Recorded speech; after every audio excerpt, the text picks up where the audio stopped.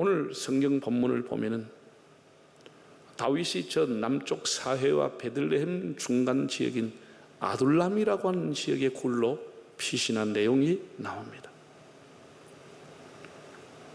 블레셋의 골리앗을 물리친 이후에 다윗은 승승장구하고 왕의 부마로 군대 지휘관으로 명성을 떨쳤습니다. 그러나 사울 왕의 질투로 한순간 왕국에서 쫓겨나게 되고 노브 땅이라고 하는 것으로 급히 피신을 갔는데, 아히멜렉이라고 하는 제사장으로부터 떡을 공개해 받고 골리앗이 사용했던 칼까지 얻어가게 됩니다. 훗날 이 일 때문에 노브 땅의 제사장 85명이 제사장 가운을 입은 채, 에봇을 입은 채 사울의 칼에 무참히 죽게 됩니다. 하나님이 이때부터 사울을 버리게 됩니다.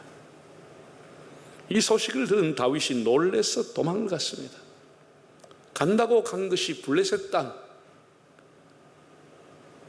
가드의 아기스라고 하는 왕 범의굴로 제발로 들어갔습니다. 아기스의 신하들이 다윗을 알아보고 이사가 골리앗을 죽인 자가 아니니까 정말 다윗의 인생이 끝나는 순간입니다. 다윗은 인생 최고의 연기를 즉흥적으로 하게 됩니다. 그런 미친 척하면서 몸을 문짝에 긁으면서 침을 질질 흘리고 헛소리를 하기 시작했습니다. 왕이 그 광경을 보고 국사에 바쁜 사람한테 이런 미치광이를 왜 데려왔느냐, 당장 쫓아내라고 해서 정말 구사일생으로 다윗이 살아남게 되고, 그리고 피난 가는 곳이 바로 아둘람이라고 한 이 굴로 피난 오게 됩니다. 이런 배경을 가지고 사울이 곳곳에 사람을 풀어가지고 다윗을 잡아오라고 했기 때문에 다윗이 피할 곳이 없었습니다. 오죽이면 블레셋 땅까지 도망을 갔겠습니까?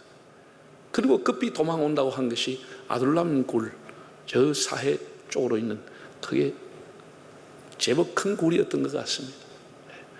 양들이나 목자들이 쉬고도 했던 굴들이 많았는데 아둘람 굴이라고 하는 곳으로 피신을 왔고, 그 지역은 다윗이 속한 유다 지파의 땅이어서 다윗은 그 지역 형세를 누구보다도 잘 알고 있었습니다. 세 가지 오늘 말씀을 드리는데, 첫째, 어떤 사람이 아둘람 굴에 모였을까? 어떤 사람이 여기에 모였을까? 자, 1절과 2절을 한번 다시 읽어보겠습니다. 그러므로 다윗이 그곳을 떠나 아둘람 굴로 도망하며 그의 형제와 아버지의 혼집이 듣고 그리로 내려가서 그에게 이르렀고, 환난당한 모든 자, 빚진 모든 자, 마음이 원통한 자가 다 그에게로 모였고, 그는 그들의 오류머리가 되었는데 그와 함께한 자가 400명 가량이었더라. 사방에서 다윗이 아둘람 굴에 있다는 소리를 은밀히 듣고 모여왔습니다. 그 첫째는 다윗의 집안 식구들이 찾아왔습니다. 우리나라 조선시대만 해도 왕의 눈밖에 나면은 역적으로 몰려서 삼족이 멸망했습니다. 집안이 완전히 멸문지하의 길로 갑니다.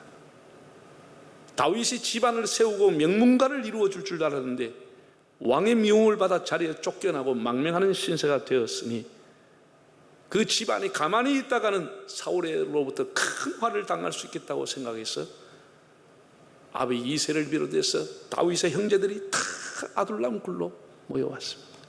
피신을 온 거죠. 피신을 온 거죠. 둘째는 환난을 당한 자들이 왔다고 했습니다. 이것은 사울로부터 정치적인 박해를 당했다고 하는 의미입니다. 사울의 폭정을 비판하거나 왜 다윗 같은 충성된 신하를 핍박하느냐고 다윗을 변호했거나 혹은 바른 말을 했던 사람은 다 사울의 미움을 받고 쫓겨났습니다. 이런 정치적인 핍박을 받았던 사람들이 다윗에게로 피신을 왔습니다. 셋째는 빚진 자라고 했습니다. 사울 왕의 잘못된 경제 정책으로 파산에 이르게 되자 고리대금업자들에게 시달리던 가난한 백성들, 사업에 실패한 사람들, 지나친 과세로 견디기 힘든 사람들, 신용불량자, 카드깡, 주식깡, 통장깡, 이런 사람들이 다 또 빚진 자들이 모여왔어. 그 경제 정책에 분노했던 사람들이 손을 털고 다윗을 찾아왔습니다. 넷째는 마음이 원통한 자라고 했습니다. 어느 시대나 억울한 자가 있기 마련입니다. 마음의 상처를 받고 낙심했던 사람들, 이런 사람들이 세상에 그 당시에 인구 숫자로 보면 400명이 작지 않은데 자그마치 그 동굴에 400명이나 모여왔다는 것입니다. 그리고 25장, 23장을 보면은 거기에 있는 사람은 600명으로 대거 불어나게 됩니다. 외견상 그들은 다 오합지졸처럼 보였지만, 그러나 전쟁이나 군사적인 전략의 천재였던 다윗을 만나면서 그에게 군사적인 훈련과 조련을 받으면서 사울의 3,000명의 정예 군사를 능가할 군사적인 힘을 가진 막강한 집단이 됩니다. 정치적으로 핍박을 받아 쫓겨나고 또 빚을 지고 억울하고 원통한 일을 당하다 보니까 그들은 누구보다도 권력에 의해서 쫓겨갔던 다윗의 형편을 공감하게 되고 이신전심으로 모이게 된 겁니다. 다윗을 중심으로 하나로 똘똘 뭉친 이 특수부대, 아둘람의 특공대들이 되었습니다.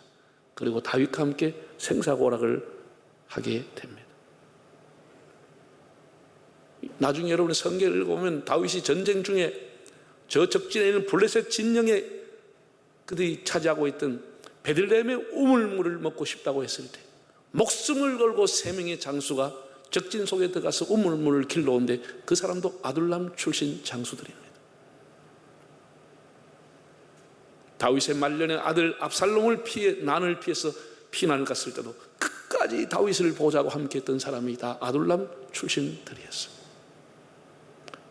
이들은 나중에 다윗의 정권, 다윗의 나라를 세우는데 기초를 닦을 뿐 아니라 끝까지 다윗과 함께했던 결사되어 전우요 동지들이었습니다. 처음에는 정말 오합지졸처럼 모였지만 그들은 어떤 것도 그들을 무너뜨릴 수 없는 탄탄한 결사대가 되어져 갑니다. 두 번째, 아둘람 공동체는 비전의 공동체로 발전됩니다. 단순히 억울한 자들의 푸념이나 불만을 토하는 집단이 아니라 하나님이 다윗을 통해서 열어주실 새로운 왕국, 새로운 나라에 대한 비전을 가진 비전의 공동체, 신앙의 공동체로 승화됩니다. 시편 57편 그 표제와 1절, 5절, 7, 9절을 한번 읽어보겠습니다. 시편 57편의 표제에 나와 있는 내용인데 다윗의 믹담시, 다윗의 황금시, 인도자를 따라 알다셋에 맞춘 노래. 다윗이 어디에? 사울을 피해서 굴에 있을 때, 아둘람 굴에 있었을 때 다윗과 그의 아둘람 사람들이 불렀던 기도와 노래가 시편 57편에 기록되어 있습니다. 자, 한번 읽어보겠습니다. 1절부터. 하나님이여 내게 은혜를 베푸소서. 내게 은혜를 베푸소서. 내 영혼이 주께로 피하되 주의 날개 그늘 아래에서 이 재앙들이 지나기까지 피하리이다. 또 하나님이여 주는 하늘 위에 높이 들리시며 주의 영광이 온 세계 위에 높아지기를 원하나이다. 하나님이여 내 마음이 확정되었고 내 마음이 확정되었사오니 내가 노래하고 내가 찬송하리이다. 내 영광아 깰지어다. 비파야 수금아 깰지어다. 내가 새벽을 깨우리로다. 다윗의 인생의 황금 같은 신앙의 고백이 이 아둘람 굴에서 나오게 되는 겁니다. 하나님, 내가 하나님의 날개 아래 이 재앙이 지날 때까지 숨어 있습니다. 하나님 우리를 보호해 주십시오. 하나님의 영광이 온 세계 위에 높아지기를 원합니다. 내 영광아 깰지어다. 비파야 수금아 깰지어다. 내가 이 어두운 사울의 시대를 깨우겠습니다. 하나님 앞에 비전을 가진 공동체가 됩니다. 어디에서? 사울을 피해서 굴에 있을 때, 아둘람 굴에 피신했던 이 가난한 사람들, 이 빚진 사람들이 와서 신앙의 공동체로 이렇게 발전이 됩니다. 놀라운 일입니다. 이들은 원망하고 억울한 일 당하고 빚이 너무 많아서, 그리고 정치적으로 비주의로 소외를 당해서 사방에서 모여와서 원망하고 사람을 욕하고 부모를 잘못 만났다니 회사가 개떡 같아서 사회가 엉망이어서, 이런 원망의 집단체, 불만의 공동체가 아니라 하나님을 찬양하고 하나님께 기도하며 하나님에게 소망을 가진 비전의 공동체가 됩니다. 이 아둘람 공동체를 오늘의 교회 공동체로 본다면 지나친 비약이겠습니까? 오늘의 교회도 사회에서 무거운 짐을 지고 고통당하는 사람들, 외로워서 억울해서 분해서 병들어서 실패하고 낭패를 당해서 사람들에게 배신을 당하고 가난해서 서러워서 여러 가지 형편의 모습으로 다 손들고 하나님 앞에 모입니다. 그런 교회 모여서 다리 뻗고 원망하고 웁니까? 운명을 탓하고 남을 저주하고 그렇게 우리가 살아갑니까? 아니죠. 이런 모든 트라우마와 아픔과 눈물과 원통한 것을 신앙으로 승화하고 소화해서 하나님을 찾는 신앙의 공동체, 비전의 공동체가 오늘의 교회입니다. 그래서 교회에 나오는 사람들은 묻지 않아도 다 사연을 안고 교회에 나오는 겁니다. 그래서 우리는 원망하고 불평하고 살아가는 것이 아니고 교회를 통해서 비전을 가지고 새로운 시대를 위해서, 다음 세대를 위해서, 지역사회를 위해서, 남북의 평화 통일을 위해서, 세계 선교를 위해서 한 절이라도 우리의 삶이 주님을 닮는 주님의 제자가 되기를 위해서 하나님 앞에 기도하게 됩니다. 그들이 다윗을 중심으로 모였듯이 우리는 예수 그리스도를 중심으로 모여서 하나님을 찬미하고 하나님의 나라를 위해 헌신하며 주님의 비전을 갖게 됩니다.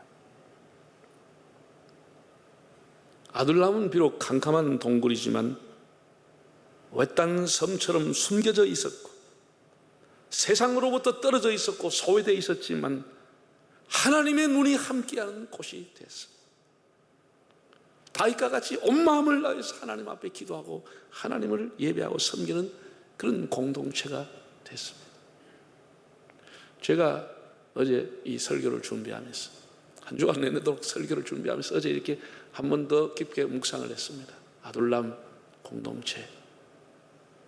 그러면서 제가 초대교회 카타콤이 생각이 났어요.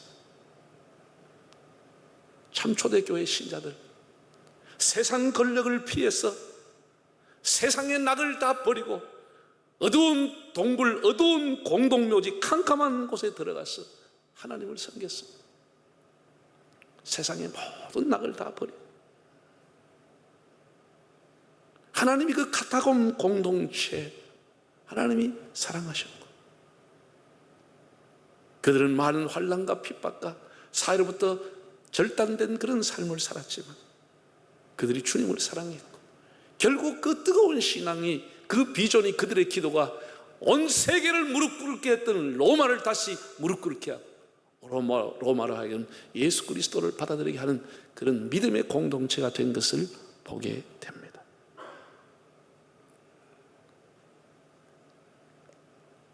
아둘람 동굴의 공동체가 우리 역사를 보면은 초대교회 카타콤 공동체로 이어지게 됩니다.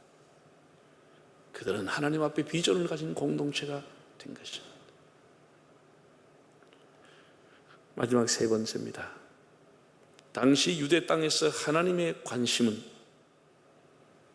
화려한 왕궁이 아니라 아둘람 굴에 있었다고 하는 사실을 보게 됩니다. 하나님의 관심이 어디에 있느냐? 400명, 조금 후에는 600명, 그 당시에 보면 작은 숫자가 아닙니다. 그러나 거기에 모인 사람들의 면면을 보면 다 버림받은 사람들입니다.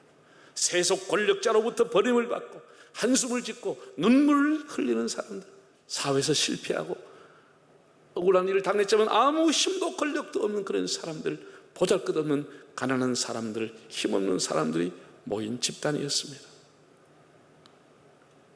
동굴에 숨어있는 공동체, 저 유대 광야 외진 곳에 버려진 공동체, 사람들은 거기에 별로 관심을 갖지 않았습니다. 오히려 드러난 공동체, 살아있는 권력, 힘있는 공동체, 사울의 왕궁에 관심을 가지고 왕을 가까이 하려고 했겠죠. 그러나 중요한 것은 역사를 움직이신 하나님의 관심은 아둘람 굴에 있었다는 사실입니다. 하나님의 관심은 왕궁이 아니고 아둘람 굴에 있었습니다. 사무엘하 3장 1절을 보면은 사울의 집과 다윗의 집 사이에 전쟁이 오래매 다윗은 점점 강하여 가고 사울의 집은 점점 약하여 가니라고 기록됐습니다. 사울 가는 점점 미약하고 날이 갈수록 다윗의 가는 점점 왕성하고 창대했다, 그런 이야기입니다. 하나님의 관심이죠.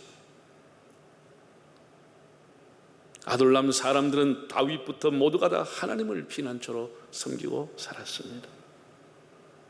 좀 전에 우리가 시편 57편을 봤지만 하나님이여 이 재앙이 지나기까지 하나님의 날개 아래 살기를 원합니다. 동굴이 피난처가 아니요 하나님이 자신들의 피난처라고 고백했던 사람들, 사울 왕의 권력의 힘이 아니라 하나님이 우리 인생의 힘이라고 고백했던 사람들, 하나님이 마음이 상한 자를 가까이 하시고 통회하는 자를 구원하신 줄 믿고 하나님 앞에 애통해하면서 하나님을 힘으로 삼았던 사람들. 중요한 것은 우리가 하나님을 의지한다고 해서 막연히 세월을 보낸 사람들이 아니죠. 그들은 미래를 준비하고 하나님이 자기들을 위해 주실 때를 기다렸던 사람들, 그 때를 준비했던 사람들. 그래서 오합지졸이지만 군사훈련을 받고 군사 전략을 배우며 창검으로 환난을 대비하게 됩니다. 하나님의 주권을 인정하면서도 기도를 소홀하지 않았고 크고 작은 전쟁 때마다 하나님 앞에 물으면서 하나님의 주권을 인정하고 그리고 군사훈련을 통해서 실력을 갖춘 집단이 됐습니다. 하나님은 아둘람 사람들을 다 용사로 키워주셨습니다. 결국 다윗은 이스라엘 전체를 다스리는 리더로 세워주셨고 그 외의 사람들도 다 장수로, 용사로 유대 왕국의 중흥이 바로 아둘람 출신에서 일어났다고 하는 것, 그들이 부흥의 산실이 됐다고 하는 것, 영적인 엘리트를 배출하는 산실이 되었음을 보게 됩니다.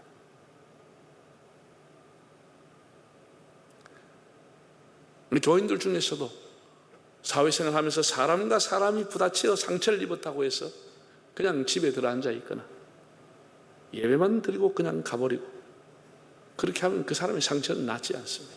그 아픔은 계속 품고 가게 되는 겁니다.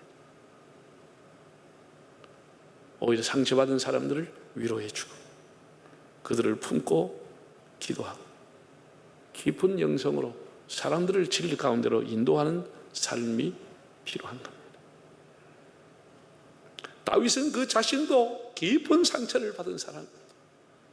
권력을 통해서 아주 깊은 좌절을 맛본 사람입니다. 그럼에도 그는 하나님 앞에 영감 있는 기도를 드리고 자기의 영광이 회복되는 날이 아니라 하나님의 영광이 온 세계 위에 높아지기를 기도했던 사람입니다. 그리고 책임감이 강한 리더였습니다. 하나님은 그 당시에 비줄이었고 울타리 밖에 있고 관심 밖에 있던 그 사람들을 귀하게 사용하셨습니다. 다윗의 왕국을 이루게 했습니다.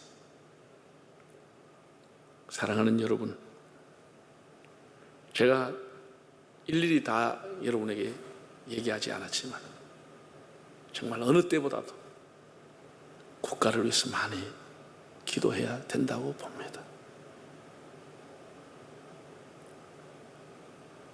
많은 정치인들이, 정치에서 일선에서 물러난 분들이, 시사평론가들도 이것은 아니다 이렇게 얘기하고 있어. 지금 여당이 하는 것 이건 아니다 이렇게 판단하고 있어. 힘이 있을 때 절제하고 겸손해야 되는 겁니다. 우리는 하나님 앞에 두려운 날이 오기 전에 기도해야 됩니다. 또한 포괄적 차별금지법이라고 하는 것이 발의됐습니다. 제가 이제 기회가 되면 여러분에게 이 설교를 또 드리게 될 겁니다. 8월 12일 날 전국 조직을 하고 제가 그 첫 기도의 설교를 합니다. 우리는, 교회는 오래도록 인권 신장을 위해서 노력해왔고, 민주주의의 정착을 위해서 헌신해왔고, 투쟁해왔고, 그리고 사람들은 차별해서 안 된다고 생각하고 그렇게 헌신해왔습니다. 차별하면 안 되죠. 문제는 안 믿는 사람들은 교회가 차별을 금지해야 되는데 왜 반대하느냐라고 하는데, 여기에 독소 조항이 있기 때문에. 지금 만든 포괄적 차별금지라는 이 법안은 동성애 보호라고 하는 것이 들어있기 때문에 차별금지는 지지하지만 포괄적 차별금지라고 하는 이 독소 조항은 안 된다고 하는 겁니다. 제가 지금 수많은 사람을 만나고 있어요. 국가를 경영하는 분들도 만나고 있고, 수많은 교계 전국의 지도자들을 만나고 있어. 이것은 아니다. 우리 가정과 사회와 우리 민족의 건전한 공동체를 볼 때 이것은 아니다. 설득하고 만나고 있습니다. 여러분들이 기도하셔서 포괄적 차별금지법이 철회가 되도록 기도해 주시기를 바랍니다.